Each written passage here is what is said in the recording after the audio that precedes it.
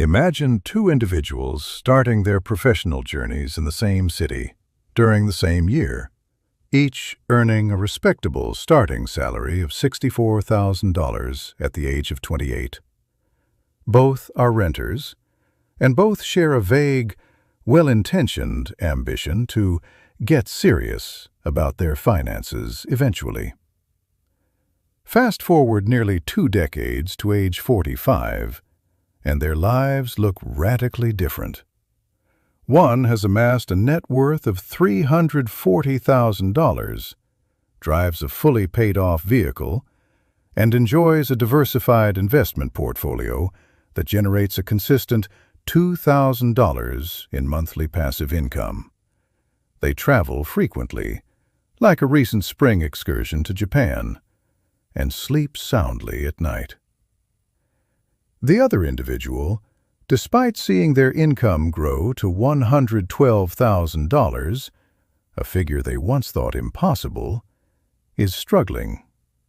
They have a mere $11,000 in savings, are burdened by 2 car payments, and have carried a $6,000 credit card balance for 3 years straight. They aren't reckless. They even maintain a gym membership they manage to use a few times a month. There was no single catastrophic event or bad luck that derailed them.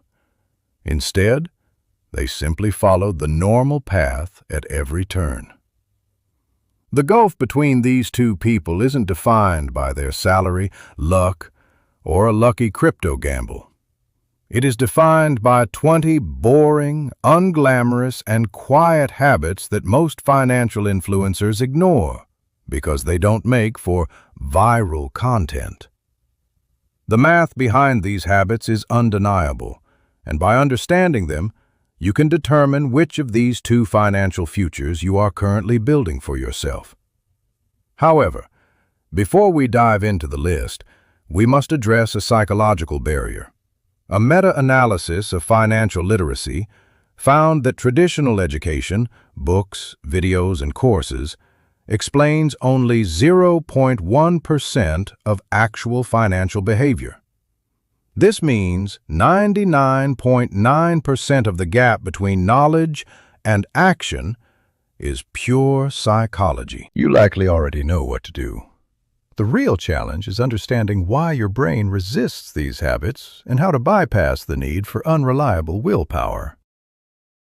Let's look at Derek, who earns $67,000 but can never seem to account for where his money goes.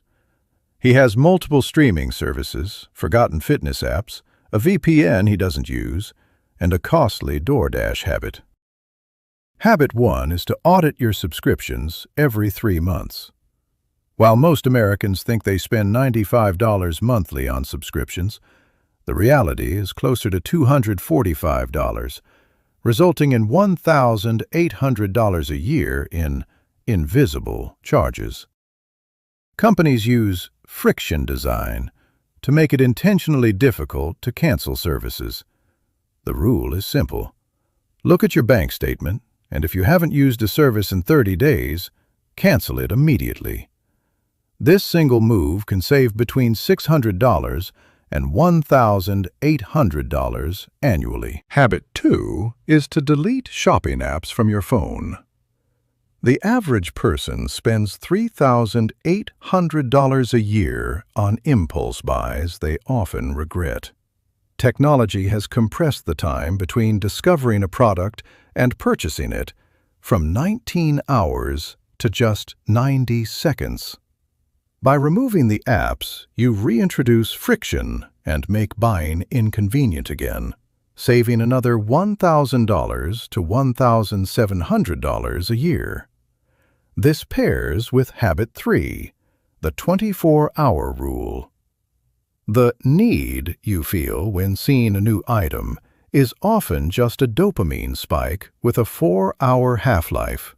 Waiting just 1 day usually causes the urge to vanish, saving you $1,000 to $2,000 annually. To further build financial discipline, Habit 4 suggests 1 no-spend day per week. By eliminating non-essential spending for just 52 days a year, you can save upwards of $3,100.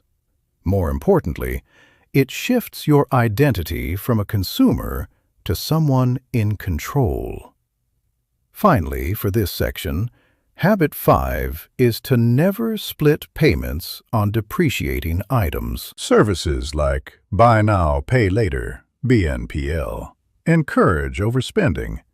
Users typically have $14,500 less in savings than those who pay in full. If you can't afford it today, you can't afford it.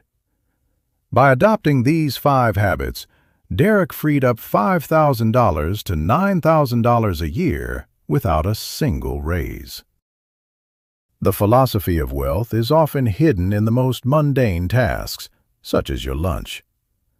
Habit 6 is to pack your lunch. While a purchased meal costs $14 to $18, a packed one costs only $3 to $6. Over a decade, investing that difference at an 8% return results in $44,000. People resist this not because of the effort, but because of social signaling. Eating out feels like winning, while a desk sandwich feels like losing.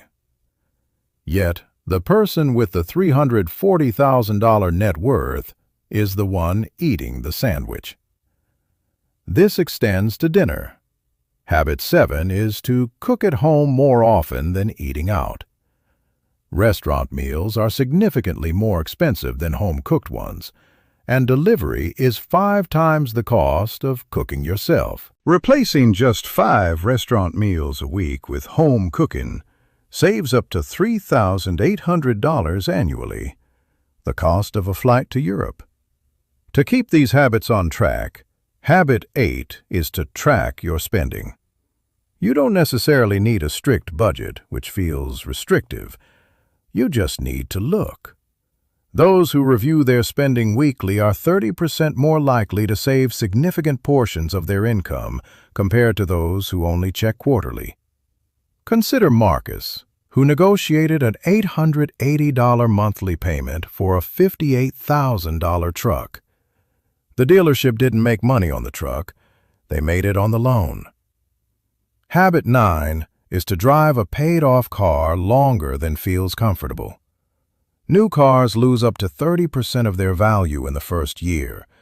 Marcus will eventually spend over $66,000 for a vehicle that will be worth only $18,000, while 29% of buyers roll their debt into the next loan, starting off thousands of dollars underwater. A reliable used car, like